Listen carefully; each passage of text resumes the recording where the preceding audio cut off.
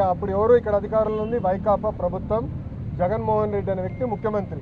అప్పుడే స్టే వచ్చింది ప్రాజెక్టు మీద, అది తీసుకొచ్చి ఇప్పుడు వచ్చినట్టు చెప్తున్నారు ఎవరు వైకాపా నాయకులు. నేను ఒకటే చెప్తున్నా, మనం ఇప్పుడు చేయబోయే ప్రాజెక్టులని ఆంధ్ర రాష్ట్ర భూభాగంలో చేస్తాం.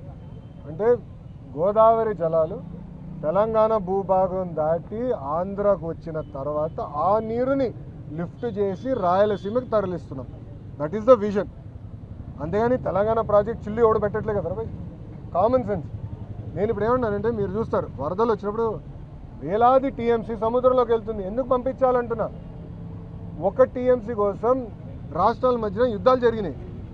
ఒక 10 టీఎంసీల కోసం దేశాల మధ్యన, ఆఫ్రికాలో దేశాల మధ్యన యుద్ధాలు జరుగుతున్నాయి. అలాంటిది వేల టీఎంసీలు సముద్రంలోకి వెళ్తుంది. ఆ టీఎంసీలు ఆ నీరుని కాపాడుకుని ఆ నీరుని లిఫ్ట్ చేసి మన ఆంధ్ర రాష్ట్రానికి రాయలసీమ ప్రాంతానికి తీసుకెళ్లాలని మా ఆలోచన.